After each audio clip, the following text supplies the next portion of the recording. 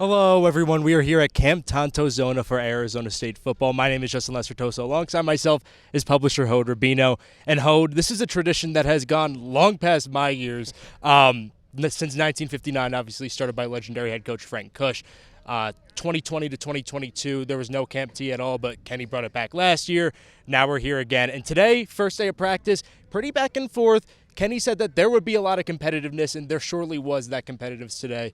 But what did you see out of this group today? And first of all, for the record, Justin, even though I have some gray hair, I wasn't here in 1959 when Camp T started either. But like I said, it really is a great tradition, and really I think puts you in a different set of mind. And we'll talk about that later. But let's talk about the offense. I really feel that this week, and even going back to Saturday, really has been a very strong week for the offense. And what I like, Justin, is that some of the players that were not here in spring practice that arrived in Tempe only a few months ago, those are the players that are really stand out. That are really standing out. Tight end Shaman Matier, really, I think from the first day of fall camp has really been making his mark known. It's not really an extremely deep tight end group, so it's definitely imperative that you bring a talent like Matier, who, by the way, was in Colorado for a cup of coffee, transferred to Cincinnati, so he knows something about Big 12 football, and that's something that can definitely help the Sun Devils. Another player I should point out is Penn State wide receiver Malik McLean. He's somebody that actually wasn't here the first few days of camp due to personal reasons. And he's, again, just another player that just has made his mark, even though he came, I think it was like three or four practices in. And you have a wide receiver group that also is pretty deep, but what McLean brings to the table that nobody else does is really that physical presence. I mean, aside from Troy Miri, I don't know if there's anybody that the coaches feel that good about throwing a fade route anywhere on the field. So Malik McLean is somebody that definitely has impressed me, not only today, but really for the rest for fall camp until now. I think the quarterbacks Sam Levitt and Jeff Sims have really had a nice back and forth competition. But I think Levitt is still probably going to get the nod, but I think Sims is not going to make it easy on him at all. And I think Levitt knows that he cannot take any days off. I think at running backs, we're absolutely seeing the deep group that we expected to see. DeCarlos Brooks, I think really stood out today quite a bit. Kyson Brown, I think, is having an outstanding fall camp to date. Cam Scadaboo is Cam Scadaboo. Alton McCaskill, another post-spring transfer, also from Colorado. Even though he's not getting that many opportunities so far, every time he touches the ball, you know something explosive is going to happen. So I definitely have been really, really impressive with the offense. And again, ironically, it's some of the post-spring additions that are really making their mark in fall camp. A lot of names you just mentioned there, a lot of offensive personnel, but let's switch gears to the defensive side of the field. Maybe not as much depth on that side, but still brought in some new personnel coming into the season. So taking in what you saw today as well as everything else throughout fall camp, what have you seen?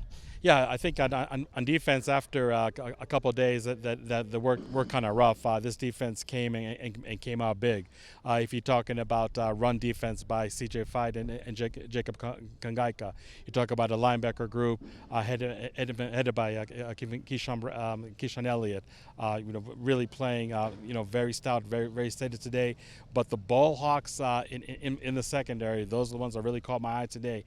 Xavier Alford, who we know, along with wide receiver Jake Smith, was forced to sit out due to a bogus NCAA ruling that denied them immediate eligibility, a rule that changed later on, by the way, and allowed ASU basketball player Adam Miller to actually play in his first year in Tempe. But you're talking about a hungry, motivated player. They don't come any bigger than Xavier Alford, and his play absolutely reflected that.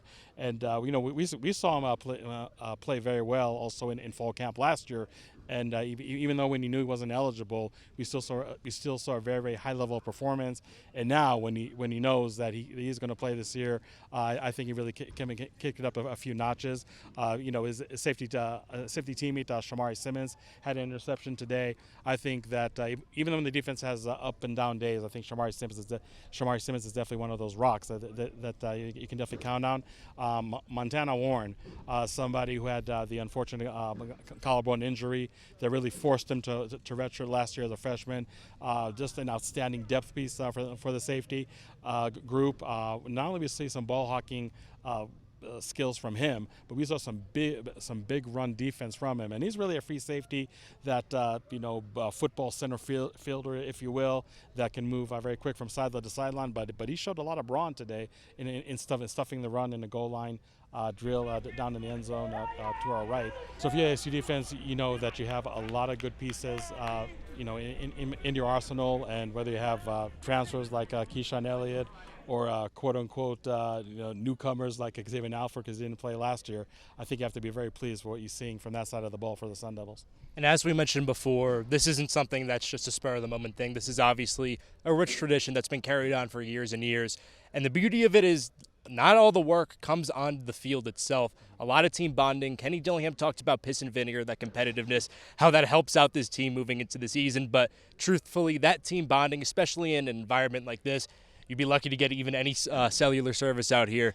They said they were making s'mores last night, a lot of fun activities. So how do you think a week like this sort of brings this team together and allows players to sort of embrace their roles? Yeah, I mean, I don't want to make any mistake about this. I mean, there's a lot of bonding and chemistry that is being formed back in Tempe. It's not like everything just is non-existent or put on hold and wait until Camp Arizona to actually engage in those activities. But, when Kenny Dillingham took over last year, he talked about really establishing the team culture. And obviously, as an ASU alumnus, he knows all about the value of Camp T, like you said, Justin, not only on the field but off the field. I mean, sure, on the field, it's really great to practice in much cooler temperatures than Tempe, but off the field, that's really where the value of Camp T it really does come into play. And Ken Dillingham said that there were 3 times the amount of players just sitting in the dining hall and playing cards and playing, as he described it, like stupid competitive games, but just brings out the competitive juices and just that banter back and forth. That is such a big part of a team that is bonding, of a team that really truly loves each other. So I think that's where the true value of Camp Arizona happens. I know sometime this week they're going to climb up Mount Cush right behind us. That's a whole different level of team bonding right there. But all in all, Kenny Dillingham talks so much, and rightfully so, that even though football is the most physical, most violent sport on this planet, the mental part of the game is imperative that you hone that down. Just like benching a certain amount of pounds or running a 4.3. And if the mental part of this team can really enhance compared to last year with the influx of talent, which you obviously need, and I think ASU does have on both sides of the ball, I think that Camp Arizona and really just everything that Ken Dillingham and his staff are doing from a mental standpoint, I think should pay dividends for the Sun Devils in 2024. Yeah, as you said, Hoda, a lot of competitiveness, a lot of fun banter as well. And ASU's trip in Camp T is just getting started. We'll be here tomorrow for practice on Thursday, as well on Friday, and we'll be here for the Camp T scrimmage on Saturday. This has been Justin Lacertoso alongside publisher Hoda Rubino. If you want to see everything Arizona State sports related, go to DevilsDigest.com. Follow Devils Digest on Twitter at DevilsDigest. We'll see you guys next time. Have a great day.